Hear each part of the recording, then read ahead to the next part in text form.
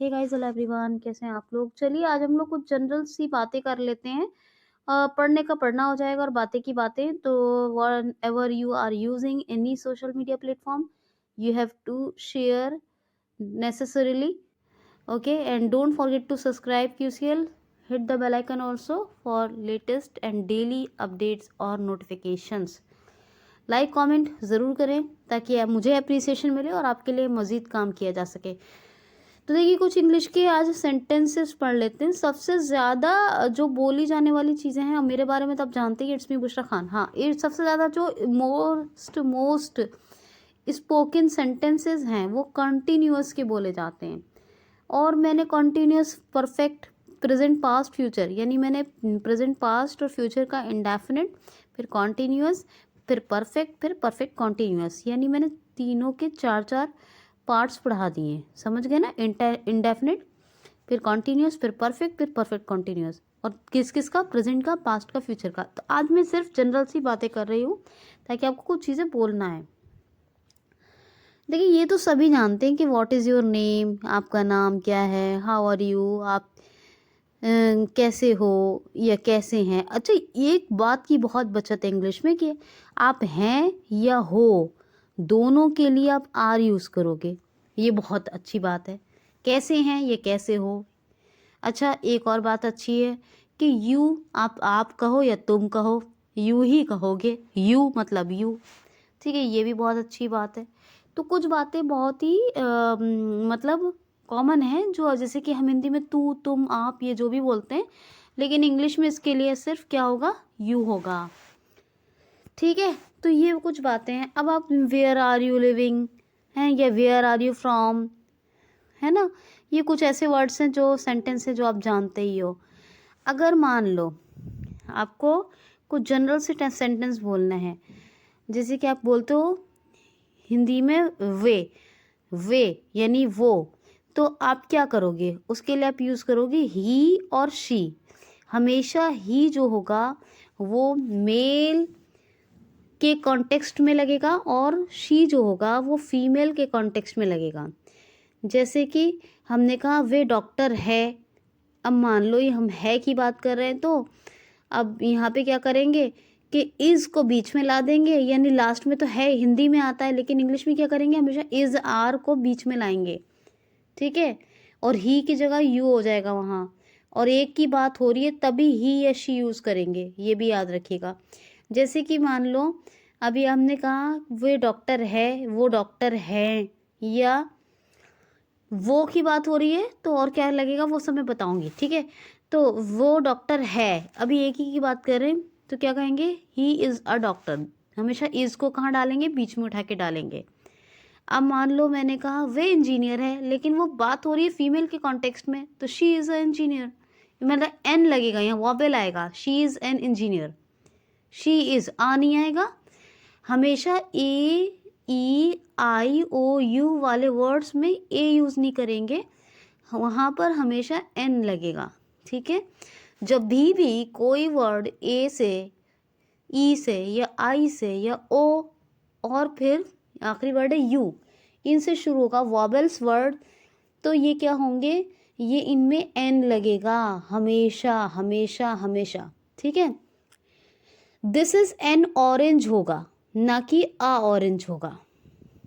Okay, ये एक मान लो मैंने कहा ये बहुत पसंदीदा चीज़ है मेरी, तो इट्स अ फेवरेट थिंग, या this is a favourite thing.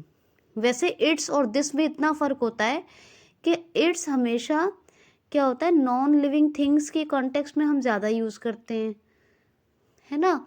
मतलब बेजान चीज़ों के ज़्यादा कॉन्टेक्स्ट में यूज़ करते हैं, और जबकि दिस हम दोनों के लिए कर लेते हैं, ये भी याद रखिएगा। तो फिलहाल हम बात कर रहे हैं कि वे डॉक्टर हैं, तो ही इज़ अ डॉक्टर। अगर मैं कहूँ ही इज़ डॉक्टर तो ये गलत हो जाएगा, वो डॉक्टर है, लेकिन एक डॉक्टर है कहेंगे हम, ही इज़ अ डॉक्टर। तो ये कंसोनेंट हैं, ये क्या है? कंसोनेंट हैं।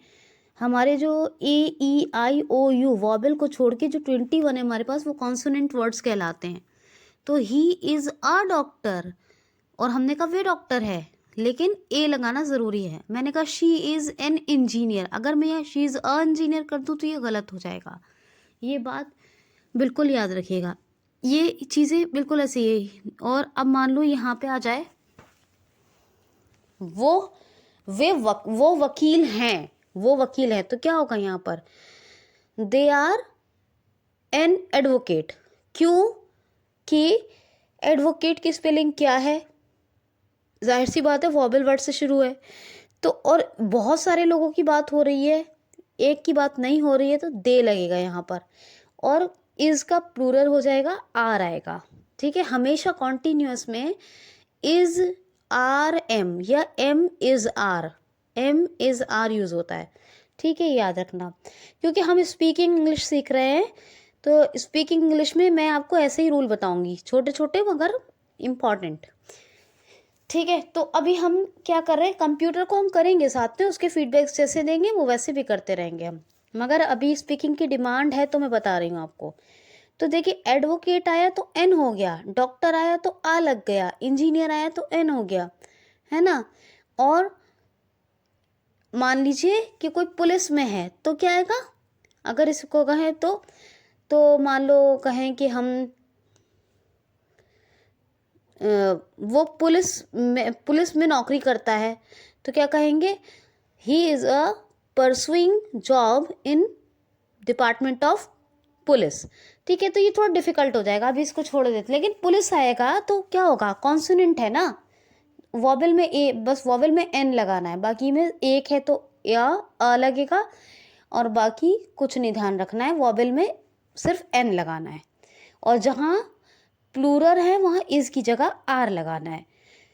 अब मान लीजिए हम अपनी बात कर ले, तो वहाँ पे हम यूज़ करेंगे एम, क्या यूज़ करेंगे, एम, है ना।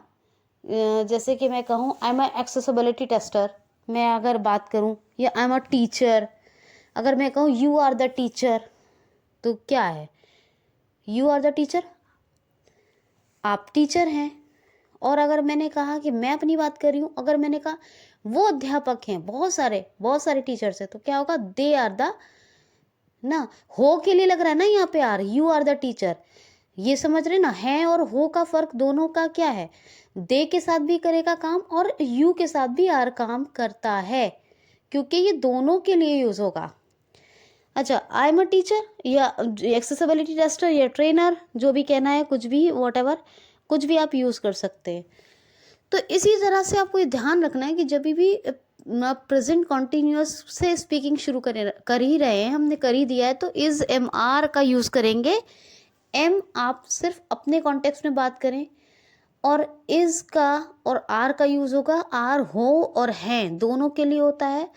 और जहाँ पे आप इज यूज़ करते हैं उसकी जगह अगर प्लूरल है तो आर यूज़ करेंगे, वॉबल में एन यूज़ होगा, कॉन्सोनेंट में हमेशा एक की बात है तो आ यूज़ होगा। ठीक है, एक की बात है तो, ठीक है। जैसे कि मान लीजिए वो लोग साइंटिस्ट हैं, दे आर द साइंटिस्ट। ठीक है, याद रखना, दे आर द साइंटिस्ट।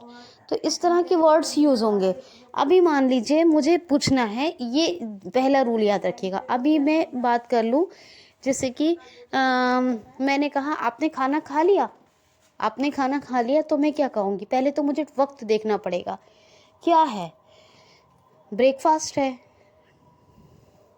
ये आप खाना खा रहे हो, ये भाई खाना खा लिया, मतलब जाहिर सी बात है इंडेफिनिट की बात हो रही है। ठीक है, मतलब पास्ट इंडेफिनिट की बात हो रही है। खा लिया, गए, वे गए, खा लिया, पास्ट की बात हो रही है ना। ठीक है, तो ये बात याद रखना है आपको। आपने खाना खा लिया तो पूछे, हम इस तरह कहेंगे, आपने खाना, अभी देख लो लंच का टाइम है, डिनर का टाइम है, ब्रेकफास्ट है, तो कहेंगे हैव यू डन लंच, या ये भी कह सकते हैं have you lunch, have you dinner, या have you done dinner, have you done lunch, have you done breakfast, जो भी है, जो टाइमिंग है उसके हिसाब से बात कीजिए। तो ये बहुत ही इम्पॉर्टेंट बात है, खा लिया। ठीक है, अच्छा, इसी तरह मान लीजिए कुछ और वर्ड बताती हूँ कंटिन्यूअस के आपको।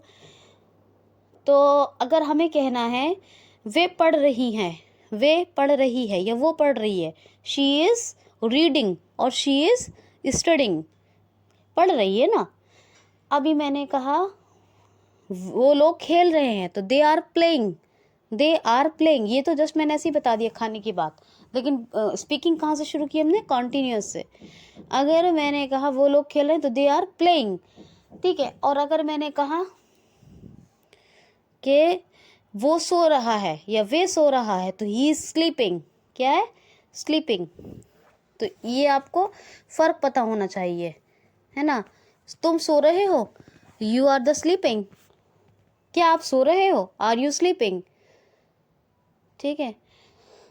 तो ये आप जब आप क्वेश्चन की फॉर्म में बात करेंगे तो आप अगर एक के जैसे मैंने कहा आर का कॉन्टेक्स्ट आप हो में भी लोगे और हैं में भी लोगे, दे के साथ भी लोगे और यू के साथ भी लोगे, तो उसको पहले लगा लो। जहाँ सिंगुलर बात हो रही है उसको इज को पहले लगा लो, जहाँ बहुत से लोगों की बात हो रही है वहाँ आर दे कर लो, ठीक है। तो इस तरह से आप क्वेश्चंस के फॉर्म में भी अपने सेंटेंसेस को सेट कर सकते हैं, ठीक है। हमें ये पहले अगर कंटिन्यूस का फर्स्ट पार्ट कर रहे हैं, अगर आपको पसंद आएगा तो हम आगे भी कुछ करेंगे इसमें, ठीक है। तो ये आप याद रखेंगे, बहुत अच्छे से याद रखिए। क्या चल रहा है, क्या चल रहा है, व्हाट्स गोइंग ऑन, कंटिन्यूस की बात हो रही है ना, क्या चल रहा है, व्हाट्स गोइंग ऑन। कैसे कर रहे हो, हाउ आर यू डूइंग, कैसे कर रहे हो, हाउ आर यू डूइंग। अच्छा, नेक्स्ट देखिए इसमें अगर हम कहें कि कौन रोक रहा है, who is stopping, who is stopping you, कौन आपको रोक रहा है, हु इज स्टॉपिंग यू। कहाँ रह रहा है, where he is staying, where he is staying.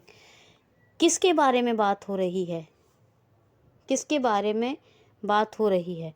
तो अगर वो पर्सन आपके सामने है तो कहोगे you are the talking about home, और अगर नहीं है तो या आप किसके बारे में बात कर रहे हैं तो कंटिन्यूस का है, तो यही कहेंगे you are the talking about home. ये वो बात कर रही है, कर रही हैं, कर रही हैं, हैं कर रही, ये ध्यान दीजिएगा। तो एक ही बंदी है ना, तो ये की फीमेल है ना, तो शी इज टॉकिंग, है ना। तो इस तरह से और कहेंगे कौन सोच रहा है, हु इज थिंकिंग। तो ये सिंपल सिंपल से वर्ड सोचिए और ध्यान कीजिए और बोलने की कोशिश कीजिए, स्टार्ट टू स्पीक। इसके बाद हम, अच्छा अगर यही बात थोड़ा सा था थी में थे में हो जाएगी तो यही स्पीकिंग क्या है, कॉन्टिन्यूस में किसके चली जाएगी, पास्ट। फिर हो रही होगी थोड़ा इमेजिन में चले जाएगा जिसके बारे में कंफर्म नहीं है लेकिन ऐसा हो रहा होगा, कर रहा होगा, कर रहा होगा, सो दे रहा होगा, ले रहा होगा, कह रहा होगा। तो ये बात हो जाएगी थोड़ा फ्यूचर के कॉन्टेक्स्ट में, है ना, क्योंकि वो फ्यूचर की बात है, अभी आपको नहीं पता है। तो वो थोड़ा सा इन कॉन्टिन्यूस से स्टार्ट कीजिए, क्योंकि ग्रामर में ऑलरेडी पढ़ा चुकी हूँ आप लोगों को। कॉन्टिन्यूस से स्टार्ट करेंगे तो स्पीकिंग आसान होगी। कुछ वर्ड्स बताती हूँ, जैसे कि मान लीजिए कोई चीज़ पक्का है, आपने करना ही है, तो उसके लिए क्या होगा, श्योर। कोई चीज़ हो गया, आपने कर लिया, तो क्या हो गया, डन, है डन। और कोई चीज़ करना ही है आपको, आप उसके लिए अपने आप को तैयार कर चुके हैं, करना ही है फ्यूचर में, तो दैट आप कह सकते हैं श्योर और प्रॉमिस, दोनों। प्रॉमिस भी आप, क्योंकि आपको करना है तो वादा आप यहाँ पे कर सकते हैं, ठीक है। तो ये चीज़ें आप ध्यान रखिए, बिफोर, आफ्टर, है ना। तो इसी तरह इंक्रीज, डिक्रीज, रेज, रिड्यूस। तो ये चीज़ें आप इस तरह से याद रखिए, अपोजिट है बता रही हूँ और सबका मीनिंग एक ही है, इंक्रीज, डिक्रीज, रेज, रिड्यूस, ठीक है। और अप एंड डाउन, ये चीज़ें कुछ ऐसी होती हैं जो सिमिलर सी होती हैं, तो इसीलिए मैं बता रही हूँ कि इनको एंटोनियम सिनोनियम्स में भी आप ले सकते हैं। तो ये कुछ बातें हैं, ये कुछ रूल है स्पीकिंग का, ये फर्स्ट पार्ट था। अच्छा अब बात करते हैं हाइपरलिंक की। हाइपरलिंक आपका मैंने कर दिया है, आप लोगों का हो गया है। अब बस आपको एक थोड़ा सा ब्राउजिंग में बता दूंगी हाइपरलिंक कैसे, एक बार मतलब वेब ब्राउजिंग का कैसे करेंगे, हाइपरलिंक बनाना है तो वो भी मैं आपको बता दूंगी, ठीक है। क्योंकि इंटरनेट उस दिन कनेक्ट नहीं करके रखा हुआ था ही नहीं मेरे पास तो इंटरनेट, तो इसलिए आपको वो नहीं दिखाया मैंने, अदरवाइज बता तो दिया है। Browse for file and browse for web, ये आप लोग जल्दी से जल्दी अपना कंप्लीट कर लें ये पार्ट भी, और जो वीडियोस पेंडिंग हैं जिसके जिसके। फिर इसके बाद हम लोग क्या करेंगे, हम लोग चलेंगे नेक्स्ट पार्ट पे, वो है आपका, मैं आपको करवाने वाली हूँ हाइपरलिंक के बाद क्विक टेक्स्ट, और कहते हैं ऑटो बिल्डिंग ब्लॉक, तो ये करेंगे। तो आप जितनी जल्दी कर लेंगे हम न्यू टॉपिक ले लेंगे। और इंग्लिश में आपको नेक्स्ट लेक्चर चाहिए या नहीं, ये this also inform you all, okay, this also inform you, ये आपको मुझे ये भी बताना है मुझे कि आपको इंग्लिश में नेक्स्ट लेक्चर चाहिए या नहीं। तो प्लीज़ लाइक शेयर कमेंट ज़रूर करें, अपना ख्याल रखें। Enough for today, thank you so much, thanks for watching.